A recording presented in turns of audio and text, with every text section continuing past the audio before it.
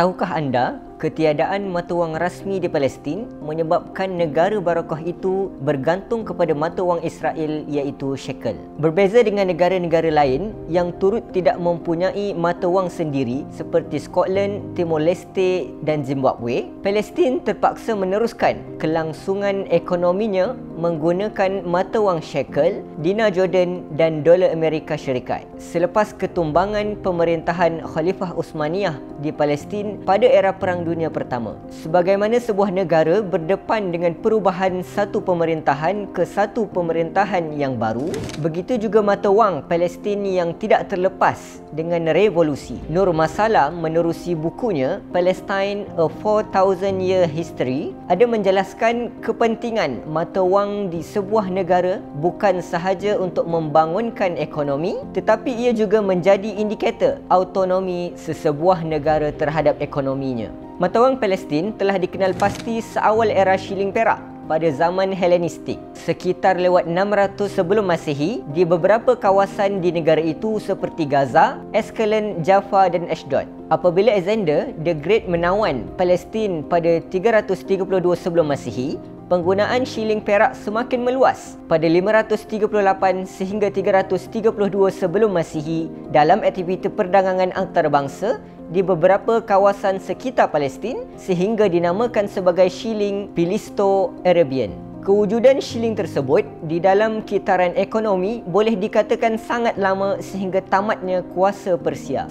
Kemunculan kuasa Rom di Palestin menyebabkan penghasilan shilling perak terhenti dan digantikan dengan shilling gangsa atau tembaga. Manakala mata wang perak pula dikhususkan untuk negara-negara penting luar Rom dan shilling gangsa diteruskan sehingga era Bizantin digantikan dengan pemerintahan Islam di tanah Palestin. Di bawah pemerintahan Parsi sehinggalah Khulafa' Rashidin, Palestin menyaksikan kesuburan ekonomi dan aktiviti perdagangan. Tetapi bermulanya pemerintahan Khilafah Umayyah di Palestin menandakan era baru shilling di wilayah itu. Mata wang dihasilkan menggunakan emas. Revolusi mata wang Palestin terus berlaku di bawah kerajaan Bani Umayyah, terutamanya ketika pemerintahan Khalifah Abdul Malik bin Marwan. Difahamkan segala unsur yang bersifat Bizantin telah digantikan dengan reka bentuk imej perkataan yang bertunjangkan Islam dari shilling yang dihasilkan oleh emas disebut sebagai dinar emas dan perak disebut sebagai dirham. Hatta imej pemerintahan Rom pada mata wang juga mereka telah tukarkan kepada wajah Khalifah Abdul Malik. Kedudukan Palestin sebagai sebuah negara yang mampan ekonominya bermula pada abad ke-9 sekitar 935 Masihi sehingga 969 Masihi apabila perkataan di Palestin tertulis di atas setiap shilling yang dihasilkan.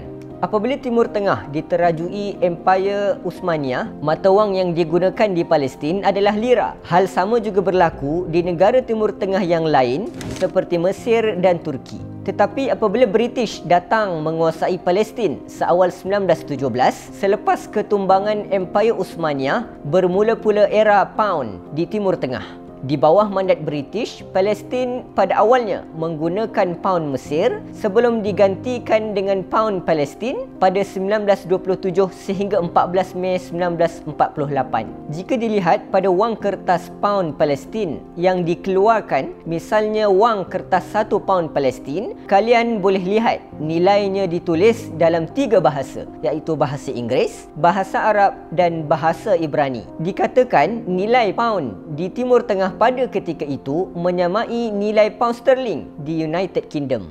Penubuhan Israel secara haram di Palestin melalui peristiwa Nakbah pada 15 Mei 1948 membawa kepada kejatuhan ekonomi Palestin secara berperingkat sehinggalah mata wang Palestin terhapus dalam pasaran negara itu. Sejarah merekodkan pound Israel menggantikan pound Palestin sekitar tahun 1952 sebelum digantikan dengan shekel pada tahun 1985.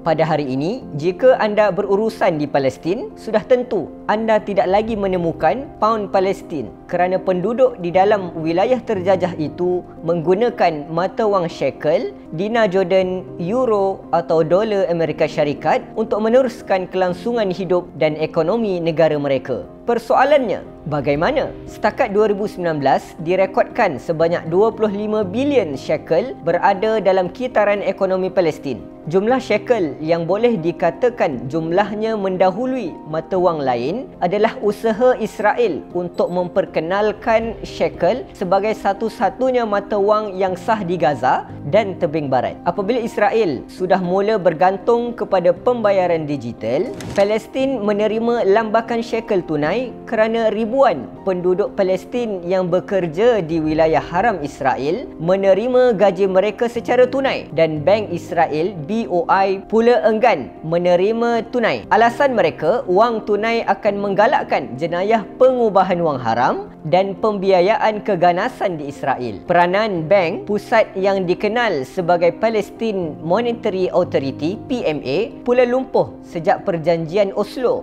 mencadangkan penubuhannya pada 1994. Manakan tidak, PMA tidak diberikan kuasa untuk mengeluarkan mata wang Palestin. Begitu juga menetapkan kadar faedah dan pengurusan bekalan mata wang. Sebaliknya, Bank Israel yang berkuasa menentukan nasib ekonomi Palestin sejak 1967, di mana ketika itu Israel menggantikan kesemua bank tempatan dan Arab dengan sistem keuangannya. Mereka jugalah yang mengenakan cukai terhadap pekerja Palestin dan duit import bagi setiap aktiviti perdagangan di wilayah terjajah. Berdasarkan penjelasan itu, sudah cukup kita lihat betapa liciknya Israel memusnahkan Palestin melalui ekonomi sahaja.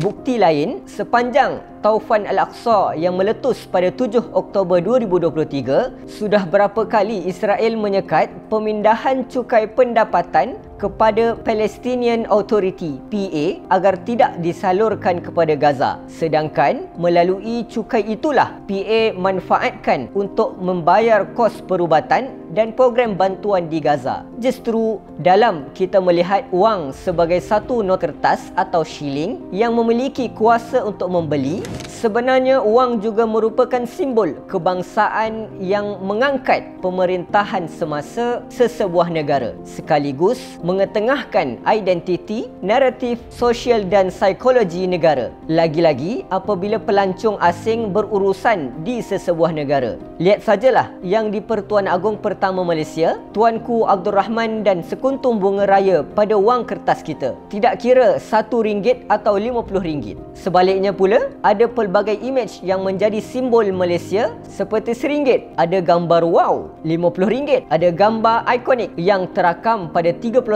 Ogos 1957, Tuanku Abdul Rahman Putra sedang melaungkan merdeka dan gambar pokok kelapa sawit. Kesemua unsur inilah menjadi identiti Malaysia, kuasa, kepercayaan dan duta secara tidak langsung yang mewakili negara ini di pasaran keuangan antarabangsa. Jadi bayangkan jika kita berpeluang untuk berpijak ke Palestin yang merdeka tetapi masih menggunakan shekel, tidakkah ia menjadikan topik pembebasan Palestin dianggap sebagai satu jenaka? Disebabkan itu, pada 2021 PMA mengumumkan untuk mengkaji keberkesanan mata wang digital bank pusat dan mata wang kripto dalam usaha membebaskan ekonomi Palestin dari cengkaman Israel. Walaupun dilihat sukar untuk bergerak ke arah itu ketika PMA masih lagi dikawal Israel, segalanya tidak mustahil. Namun, pengaplikasian CBDC di Palestin mungkin perlu dilakukan dengan berhati-hati dan telus. Barangkali PMA perlu bergiat aktif mengejar masa dan mendapatkan pandangan daripada negara-negara yang mendahului teknologi CBDC seperti China dan Sweden.